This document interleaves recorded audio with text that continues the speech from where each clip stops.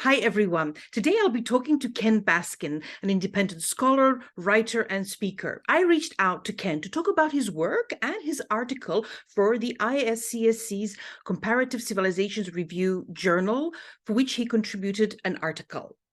Hi, Ken. Thanks for joining me online. It's a great pleasure to have you. First of all, before we go into the real reason why we're having this conversation, can you tell us a bit more about yourself? Sure. I've always taken an unconventional approach to just about anything I did. I got a PhD in English literature in 1977, and my dissertation treated 5 plays by George Bernard Shaw as a mythology for his religion, creative evolution. And then I taught for a couple of years, and I realized that it would be very, very difficult to get a job, a tenure track position. So I ended up getting into corporate writing, public relations, speech writing. And toward the end of that period, I realized that there was something that wasn't working for organizations. I worked for 2 big bureaucracies, a medium-sized oil company and a telecommunications company. And I started thinking, what would happen if instead of modeling organizations on machines, they were modeled on living things? And when I got let go at the last corporate job I had, I started writing a book that I ended up calling Corporate DNA, and it deals with this issue. Toward the end of writing Corporate DNA, I got connected with some group of scholars who were looking into how to apply complexity science to organizations and other human institutions. And I was enthralled. It was the best explanation of why people behave the way they do that I'd ever seen. And it was as if I was rolling along. At some point, I went to a conference where I met a Moscow anthropologist named Dmitry Bondarenko. And it turned out we were both fascinated by the way that the events of the axial age, it's about 800 to 200 BCE, seemed almost exactly parallel to modernity. And we ended up writing a book about it. And it was just full of surprises. And probably the biggest surprise was that religion played an absolutely critical function, because to make the transformations that you see in Israel and Greece and India and China at that time required rewriting their mythologies. So Greece is a really good example. In Greece, they were invaded by the Persians in 490 and 480. And well, let me get back to that later. Anyway, so what I'm doing now is I'm trying to take advantage of the last 50 years of research in all kinds of fields and trying to integrate it so that we can look at the world in a more appropriate way for today. And that's largely what my essays was about. Like I said, one of the biggest surprises in writing my book, The Axial Ages of World History with Dmitry, was the key focus that rewriting myth took. And so my approach is to take findings from one field and apply it to another. And the big surprise was how powerful cognitive neuroscience is for understanding these kind of transformational events. And the big lesson in cognitive for me is in the neuroscience of perception. When I look around a room, I have the feeling of that my eyes are like high definition video cameras, just pulling in images and throwing them up on the screen of my consciousness. But it's really very, very different. What happens is that the eyes pull in a lot of information, that is almost digitalized. It's not the images, it's just points of information. Your brain decodes them so you have the images, you mix it with memory, and then you organize it according to your expectations of what the world should and shouldn't be. You exclude things that don't make sense or would make things incoherent, and your mind subconsciously creates a series of possible scenarios, and you choose the one that's unconsciously, again, that's most likely to allow you to survive. And so what the brain is basically doing is telling stories subconsciously. When I realized that, it occurred to me that myth is a type of story, and that myth is best understood not merely as stories about gods, but as a way of understanding the invisible forces that we have to live with.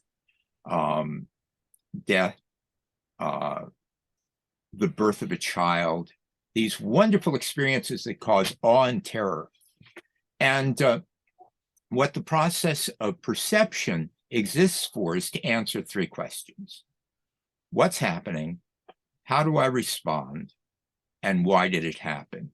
So I was saying that the Greek example is a really good one, and I'll show you what I mean with it. 490 and 480, the BCE, the Greeks were invaded by the Persians. And so as a society, they had to answer those three questions. What's going on? What do we do? Why did it happen? The first one was pretty obvious. We've been attacked by an enemy from the east.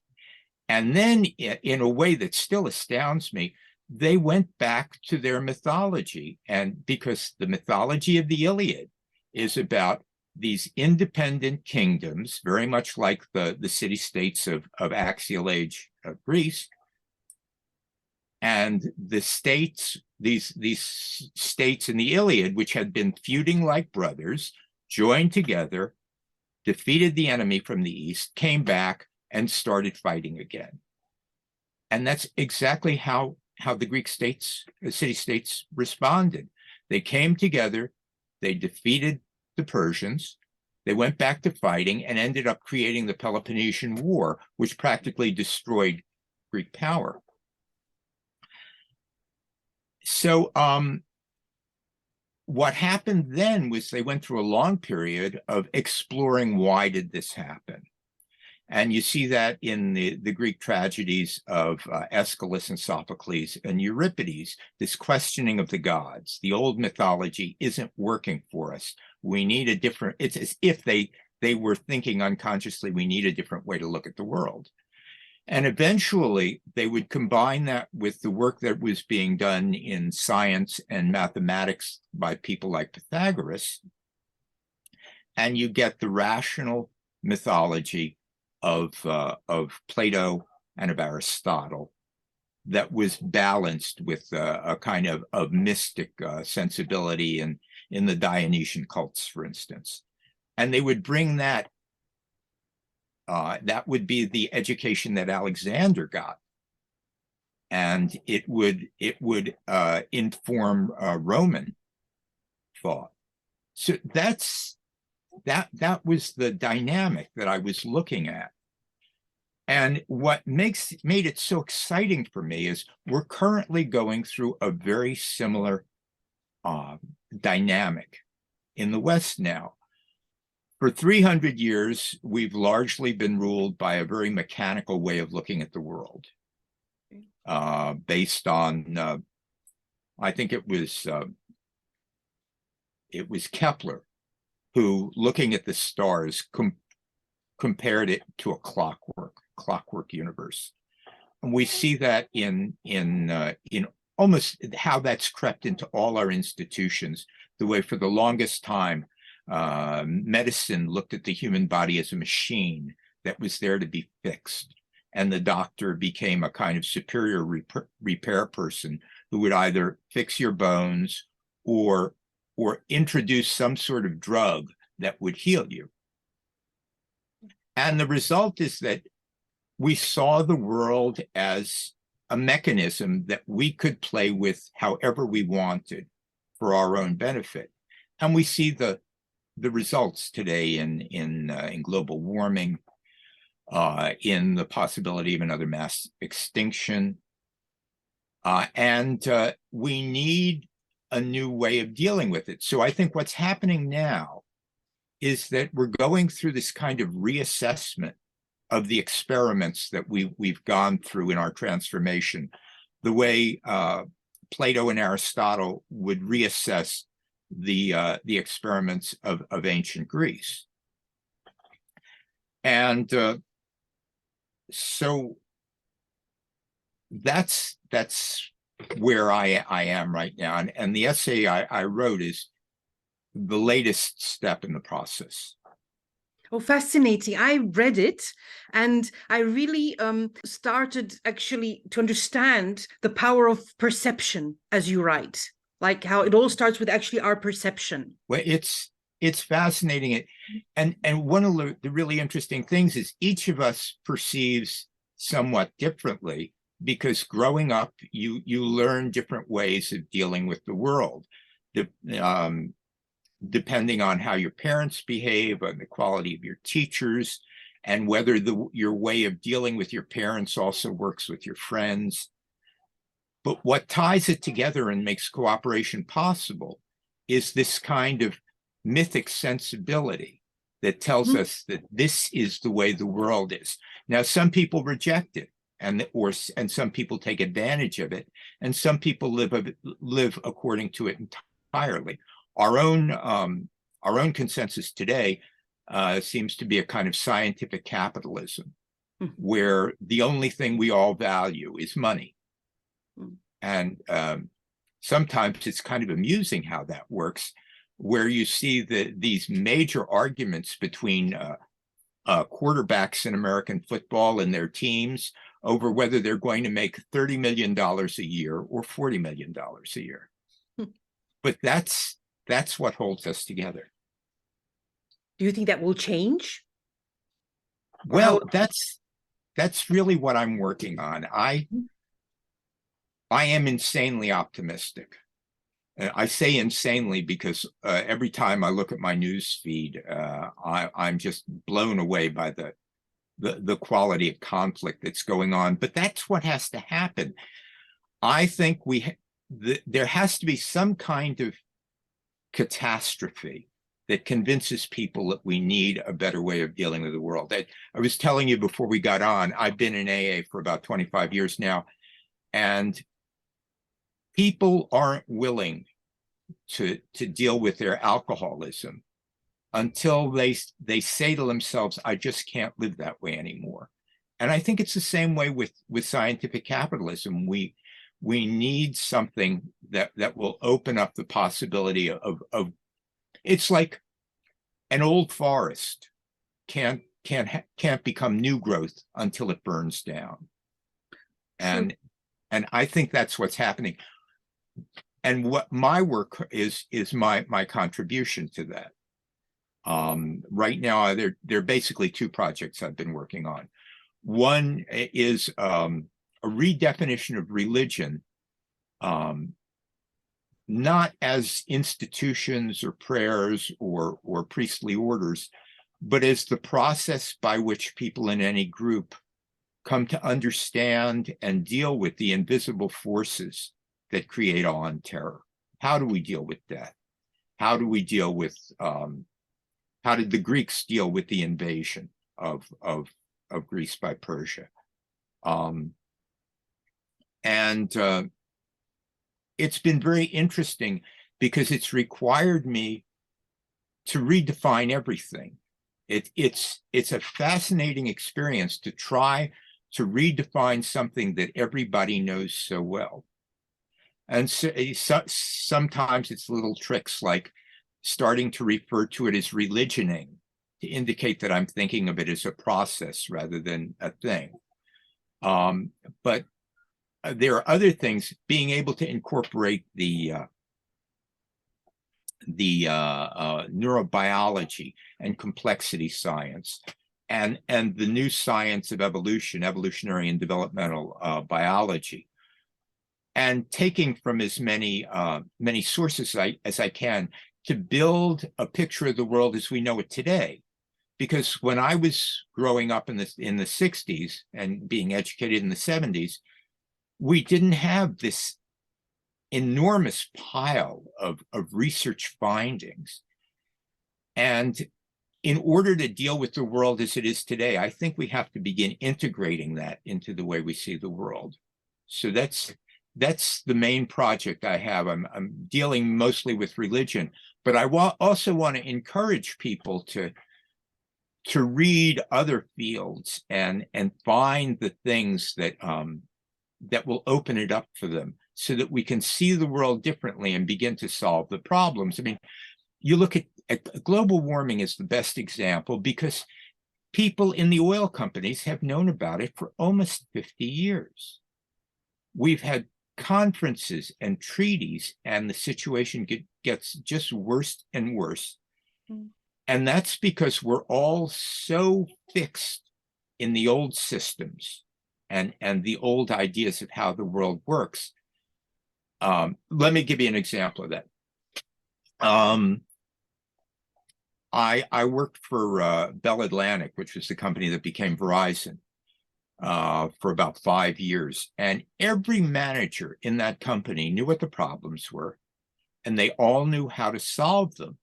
But none of them would do anything because it would open them to attack from other managers, because all their money and their sense and their sense of expertise and their opinion in the eyes of other people all depended on the old way. Mm. So this, I think, is the great challenge that we really face today, beginning to see the world differently so we can act differently. It's, as is usually now said, it's sort of moving out of the comfort zone, because as you mentioned, these managers, they were reluctant to move out of their comfort zone. It's easier to stay where we are and not change anything. Well, and it's because your whole life depends on these habits that you've developed. What will happen to me if all of a sudden I become a beginner in something I've always been expert in? Will I be able to earn a living? Will people still appreciate my expertise? What's going to happen to my relationships to other people? It's an enormous jump to make. But we're almost at the point where it's a question: we either make the jump or we don't survive. And I'm very excited about becoming involved in the ISCSC. Yes.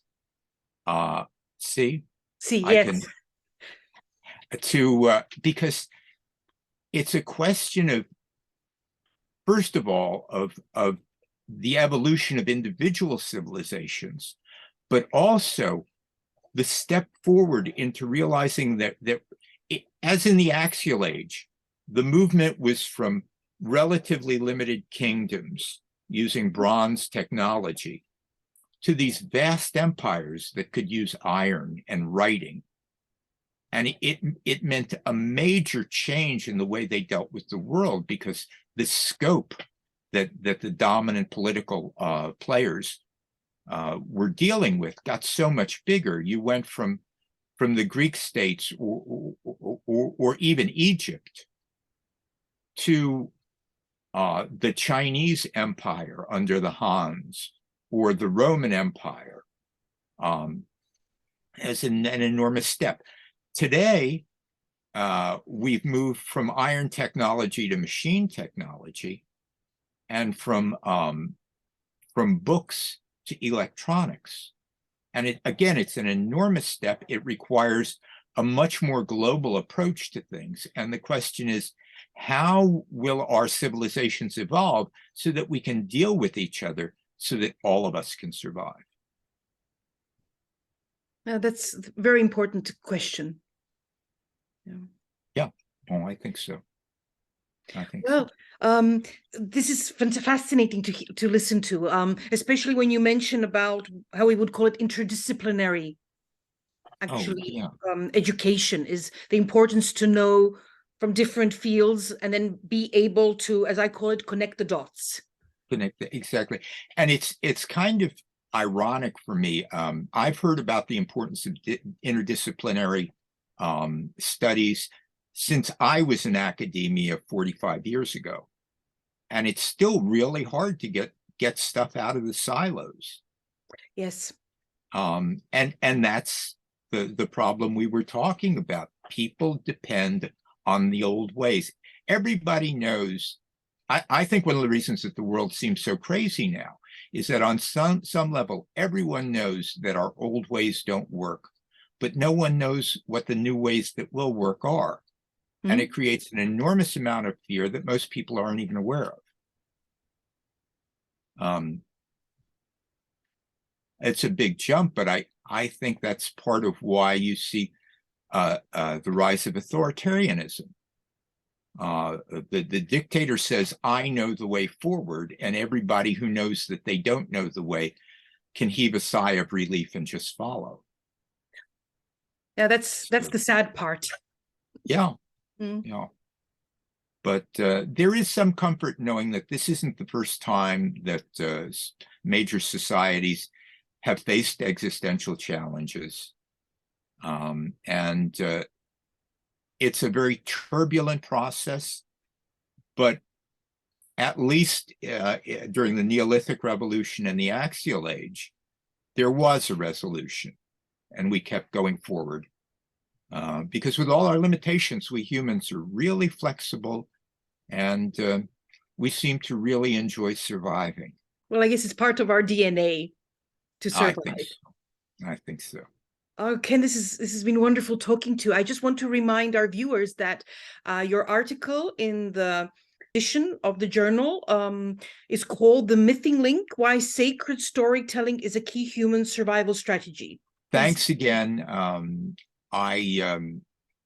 I feel that the organization has welcomed me with open arms, and I was delighted and a little surprised, and I hope to see some of the people who are watching this in Warsaw in September.